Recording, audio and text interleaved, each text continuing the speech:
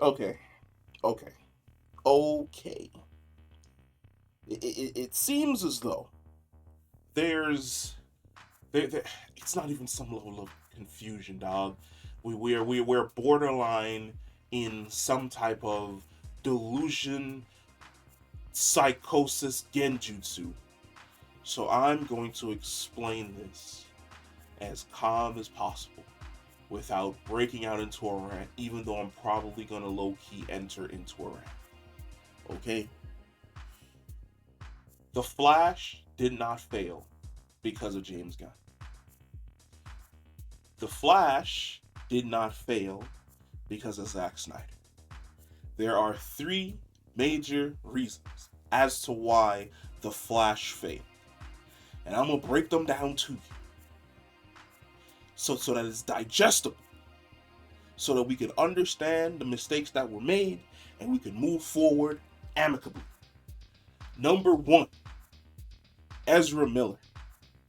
Look, from the get-go, there was already a section of Flash fans and comic book fans that thought that Ezra Miller was a poor choice for Barry Allen.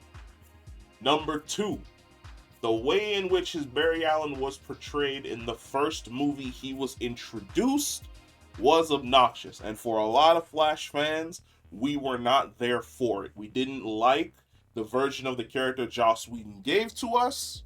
And as a direct result, we already had it in our minds that we were not going to give a shit about the movie when it came out. But then, Ezra Miller turned into fucking Yosemite Sam slash Bugs Bunny and decided to fight the entire population of Hawaii, chokeslam a woman in the middle of a bar, hit another woman with a chair, fight two elderly people on the street, kidnap an indigenous child and brainwash her, break into like 7 fucking houses, and all he got was a slap on the wrist. And then we had to sit through directors and producers for the Flash movie patting us on the fucking head telling us, oh, you know, the Flash is a movie where, you're going to be able to see just how great Ezra Miller really is and you're going to be able to forgive him. I'm not. Because there's a bunch of other actors that are going through shit less than what he's essentially done, who have essentially had their careers stalled where no one's talking about them, except for me, because, I have to fucking cover them, where no one's talking about them, and no one's like, oh, when the next movie comes out, you'll see how fantastic of an actor he is, and you'll happily forgive him. That shit wasn't happening for nobody else. Number two, and I preface this, listen, I wanted this movie to succeed, okay? But here's the problem. This movie came out too late. Not only did it come out too late, a lot of fans, and I think corporations like DC and WB seem to think that the people who consume their media are fucking idiots. But you already announced a year before that everything was going to reset, right? We were already hearing stories leading up to this movie that a lot of the people that we wanted to be in the movie weren't going to be in it. Henry Cavill wasn't going to be in the final production. Even though we heard that he had shot scenes, he wasn't going to be there. Grant Gustin wasn't going to have a cameo in any way, shape, or form. So a lot of us were like, okay, so this movie is a end. It is a bookend on the DCEU, right? It's a bookend on Snyder's baby. And we're closing that chapter and moving into something else, right?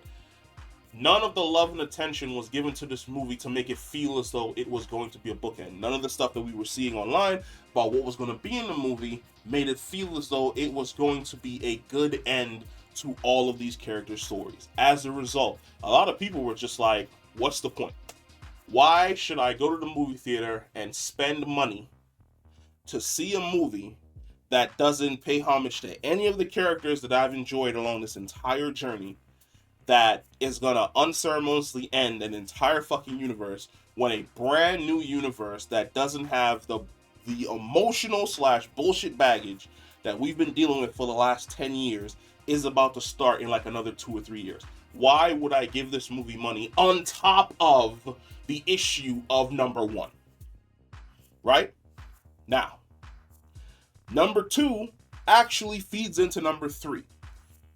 Do you ever wonder why a movie like Top Gun Maverick did extremely well? First Top Gun movie did okay. Top Gun Maverick did fucking fantastic. Why? Because a lot of people aren't listening to pundits online anymore. A lot of people are listening to word of mouth. Your best friend goes to go see Top Gun. He says how fucking amazing the movie was and how great it was. You can trust what your friend said. You go see it. You think the same thing. You let the next person know. That is why Top Gun stayed in theaters for so fucking long.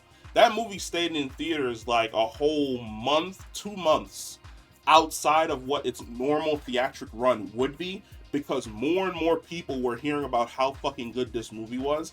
More and more people who saw the movie were enjoying it so much that on their downtime, they were just like, yo, I ain't got nothing to do this afternoon. I'm finna go see Top Gun. And they went to go and see it. That is the current world we live in, where a lot of people just don't want to get up and go to the movie theaters to go see a movie. That's gonna suck. So they wait to hear from people that they trust. Of course, there are people online that other people trust.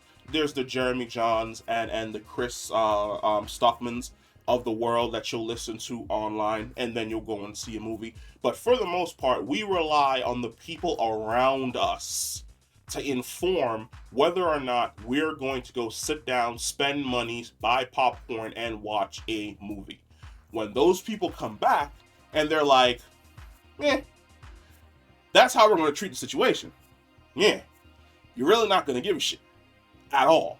I wanted to go and see The Flash because I was interested to see what kind of story they were going to tell.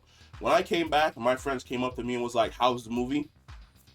It was alright. I'd rather go see Spider-Verse 2 more times, which I did, than go back and watch The Flash 1.5 more times. But that's the situation that you're in. All 3 of these things feed into each other. And when they all work in tandem, your movie is going to flop. You had a situation where you could have replaced the lead. You chose not to do it. So, your movie was released. It wasn't really that good. A lot of people didn't want to go and see it because they just didn't care about this universe ending, knowing that a new one was about to begin. And for the people who did go and see it, they went back and told their friends that the movie was just okay, that there were better movies out there for them to go and watch. And they went off and they go and watched those other movies. Those are the 3 big reasons why The Flash failed. I don't understand why we're taking time out of our day to blame Zack Snyder or blame James Gunn as though these 2 had anything to do with why this movie is flopping. Zack's been gone since before Justice League, the Joss Whedon cut, came out. Gunn only came on last year when this movie had already been shot. And I think the only thing he changed was the George Clooney ending. And to be quite honest, who the fuck cares? At this point in time, there's a part of me that's low-key sick of talking about The Flash. But at the exact same time, I feel as though I have to talk about The Flash because I'm seeing these wild-ass takes online that are just... Namaste. Just gotta rein it in. Woosah, baby. Woosah. Woosah. Woosah. Woosah. Woo! Tilting the shit out of me.